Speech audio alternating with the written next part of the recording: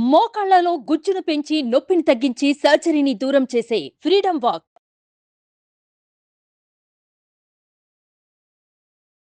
Hi, welcome to our channel. ఈరోజు మనతో పాటు ఉన్నారు జ్యోతిష వాస్తు పండితులు, జ్యోతిష వాస్తు శిక్షణ నిపుణులు, మహాగౌరి ఉపాసకులు శ్రీ దింటకుర్తి మురళీకృష్ణ గారు. నమస్కారం గురువు గారు. నమస్తే. హరి ఓం శివం. సార్, ఈ 18వ తేదీన స్కంద షష్ఠి ఉందంటున్నారు. స్కంద షష్ఠి, సుబ్రహ్మణ్య షష్ఠి కూడా అంటా అని చెప్పి, సుబ్రహ్మణ్య షష్ఠి రోజు ఏం చేయాలి? అసలు ఎవరు ఏం చేయాలి? పెళ్ళైన వాళ్ళు ఏం చేయాలి? పెళ్లి కాని వాళ్ళు ఏం చేయాలి? సంతానం కోసం కూడా ఎదురు చూసే వాళ్ళు ఏం చేయాలి? సుబ్రహ్మణ్య షష్ఠి మనకి ఎక్కువగా ప్రాముఖ్యం. అంటే మనకి ఆంధ్ర సైడ్ అంతా కూడా సుబ్రహ్మణ్య షష్ఠి, సుబ్బరాయుడు షష్ఠి అంటారు. తమిళనాడులో స్కంద షష్ఠి అనేది బాగా ప్రాచుర్యంలో ఉంటుంది. ఇది మార్గశిర శుక్ల షష్ఠి నాడు ఈ యొక్క సుబ్రహ్మణ్య షష్ఠి అనేది వేడుకగా జరుపుకోవడం జరుగుతుంది.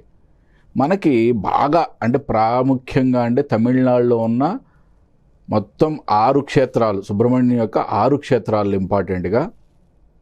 మనకి ఆంధ్రాలోకి వచ్చేప్పటికి మోపిదేవిలో ఉన్న సుబ్రహ్మణ్యేశ్వర స్వామి దగ్గర, నెక్స్ట్ మనకు హైదరాబాద్లో ఉన్న స్కందగిరిలో, ఇక్కడ ఈ 2 చోట్ల కూడా చాలా చాలా అద్భుతంగా స్వామివారి యొక్క ఆరాధన మహోత్సవాలు జరుగుతాయి అన్నమాట.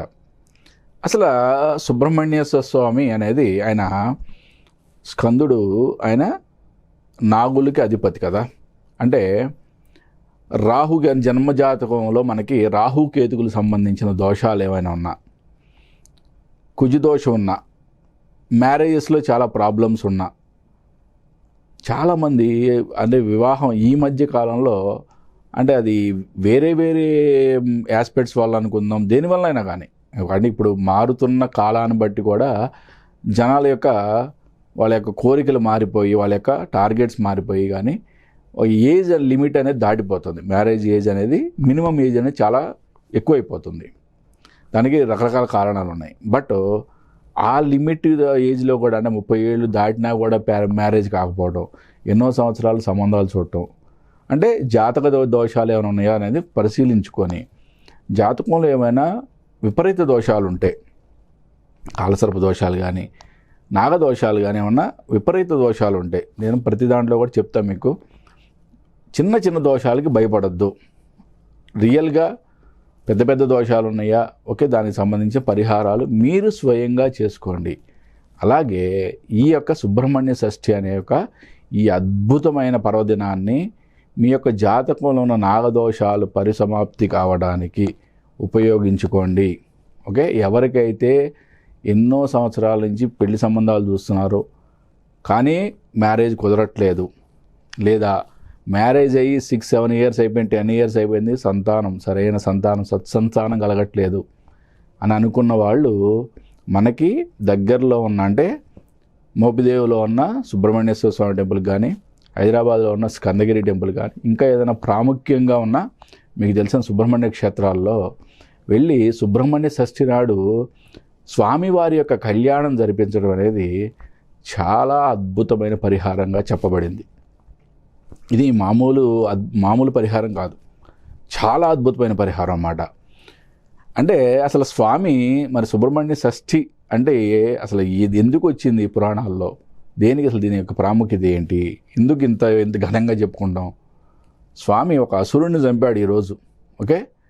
కాబట్టి ఏంటంటే మహాసురుణ్ణి చంపాడు ఆయన వధించినప్పుడు మనం ఎలాగైతే దీపావళి పర్వదినం ఎలా చేసుకుంటామో, అలాగే ఎవరైతే స్కందుని ప్రార్థిస్తారో, స్కందుని పూజిస్తారో, స్కందుని ఫాలో అవుతారో వాళ్ళందరూ కూడా ఈ సుబ్రహ్మణ్య షష్ఠిని పెద్ద వేడుకగా చేసుకుంటారు. మనకి 6 సుబ్రహ్మణ్య క్షేత్రాల్లో, తమిళనాడులో ఉన్న 6 సుబ్రహ్మణ్య క్షేత్రాల్లో ఈ షష్ఠి, ఈ పండుగ జరిగే విధానం చూస్తే మనకి ఎంత కన్నుల పండుగగా ఉంటుందంటే, ఎటువంటి జాతక దోషాలు అంటే వివాహానికి సంబంధించి కానీ, సంతానానికి సంబంధించి ఎటువంటి జాతక దోషాలు, నాగదోషాలు ఎటువంటివి ఉన్నా కానీ ఈ సుబ్రహ్మణ్య షష్ఠిని ఉపయోగించుకోండి. మరీ చెప్తున్నాను, ఓకే. అంటే మిగతా రోజుల్లో మనం ఎంత పెద్ద పెద్ద పరిహారాలు చేసినా వచ్చే ఫలితం ఈ సుబ్రహ్మణ్య షష్ఠి నాడు స్వామివారికి వివాహం అంటే కళ్యాణం చేయించడం ద్వారా, లేదా స్వామివారికి ఏదైనా ఒక పూజలాగా చేయించడం ద్వారా, అట్లీస్ట్ అంటే కళ్యాణం చేయించుకునే తాహత లేని వాళ్ళకి అట్లీస్ట్ ఆ స్వామివారికి ఆ రోజు ఒక ఏదైనా అర్చన చేయించుకోవడం ద్వారా కూడా ఆ యొక్క ఇటువంటి జాతక దోషాలని కొంతవరకైనా నివృత్తి అయ్యే ఛాన్సెస్ ఉంటాయి అన్నమాట. ఇప్పుడు కళ్యాణం అన్నారు, ఆ తర్వాత పూజ అన్నారు. సో ఇవి కాకుండా మామూలుగా ఐశ్వర్యం కోసం పూజించవచ్చు అంటారా మరి స్కందం? ఎగ్జాక్ట్లీ నాన్న. అసలు ఇదంటే మనకి ఎక్కువగా నాగదోషాల వల్ల ఏంటంటే మ్యారేజ్లో ప్రాబ్లమ్స్ వస్తాయి, రెండవది సంతాన విషయంలో ప్రాబ్లం. ఇది ఎక్కువగా జనరల్గా ప్రాముఖ్యంలో ఉంది. బట్ నాగదోషాలు ఉన్న వాళ్ళకి ఆర్థిక ఇబ్బందులు కూడా ఏర్పడతాయి కదా. కాబట్టి 100% సుబ్రహ్మణ్యేశ్వర స్వామిని ఈరోజు కొలవడం అనేది ఐశ్వర్యప్రదాయని. ఓకే, ఈ స్వామివారి యొక్క కళ్యాణం మన చేతుల మీదుగా చేయించడం అనేది అంటే సామూహికంగానే చేస్తారు మ్యాక్సిమం. అంటే ఒకే టెంపుల్లో ఒకరితో చేయించరు కాబట్టి ఇది పర్వదినాల్లో సామూహికంగానే చేస్తారు. బట్ ఆ రోజు మన కన్ను అంటే డబ్బులు కట్టలేని వాళ్ళు అట్లీస్ట్ వెళ్ళి చూడండి. ఎందుకంటే భగవంతుడు ప్రతి దాంట్లో కూడా, ప్రతి పూజలో కూడా చేసిన వాడికి, చేయమని చెప్పిన వాడికి, చూసిన వాడికి కూడా ఇచ్చాడు కదా. మరి చేయించిన వాడికి అంటే బ్రాహ్మడికి కూడా, అందరికి ప్రతి వాళ్ళకి పావల పుణ్యం ఇచ్చాడు కదా. అంటే శ్రవణం చేసినా చూసినా కూడా ఆ పుణ్యఫలం వస్తుంది. కాబట్టి నా దగ్గర డబ్బులు లేవు, అట్లీస్ట్ ఇటువంటి పుణ్యక్షేత్రాలకు వెళ్ళి ఆ రోజు అక్కడ కూర్చొని స్వామివారి కళ్యాణం తిలకించరండి. చాలా అద్భుతమైన ఫలితాలు. కళ్యాణం చేసిన ఎన్ని రోజులకు వివాహం అవుతుందంటారు? జనరల్గా ఏంటంటే శాస్త్రం చెప్పేది ఏంటంటే ఒక మండలం రోజుల్లో మంచి అద్భుతమైన రిజల్ట్స్ వస్తాయని చెప్పి చెప్తుందనమాట. అంటే 48 రోజుల్లో ఒక అద్భుతమైన మంచి రిజల్ట్స్ వస్తాయని చెప్పి శాస్త్రం చెప్తుంది మనకి. కళ్యాణం చేసిన 48 రోజుల్లో ఖచ్చితంగా. సో కొంతమంది చేస్తారు, సైలెంట్గా ఉంటారు. మనం వెతుకుతుంటేనే మ్యాచ్ ఓకే అయ్యే ఛాన్స్ అంటారు. యాదృచ్ఛికంగా అది జరగదు అంటారు. ఇది ఎంతవరకు నిజం అంటారు? అంటే ఏంటంటే ఇప్పుడు మనకి అంటే జాతక దోషాలు ఎటువంటివి ఉన్నా కూడా ఎప్పుడు కూడా అల్టిమేట్ ఎప్పుడు కూడా నేను చెప్పేది ఎప్పుడు కూడా ఏ వీడియోలో చూసి ఏ వీడియోలో చెక్ చేయండి మీరు, అల్టిమేట్ భగవంతుడే. ఓకే, మనకి ఎటువంటి జాతక దోషాలు ఉన్నా మనం భగవంతుడి పాదాలు పట్టుకుంటే వాటిల్ని సవరించే ఛాన్సెస్ ఓన్లీ భగవంతుడు మాత్రమే ఇవ్వగలవు. అంటే చాలా సామెతలు కూడా ఉన్నాయి కదా, కాలుతో పోయేది గోటుతో పోగొడతాడు భగవంతుడు. ఎప్పుడు మనకి పూర్తి విశ్వాసం నమ్మకం ఉన్నప్పుడు మనం చేసే పరిహారం కూడా అదే విధంగా ఉండాలి. పూర్తి నమ్మకము, విశ్వాసము, మనం చేసే పూజలో భక్తి, శ్రద్ధ, ఇది ఈ 4 మాటలు మీరు చెవికెక్కించుకోండి, బుర్రకెక్కించుకోండి.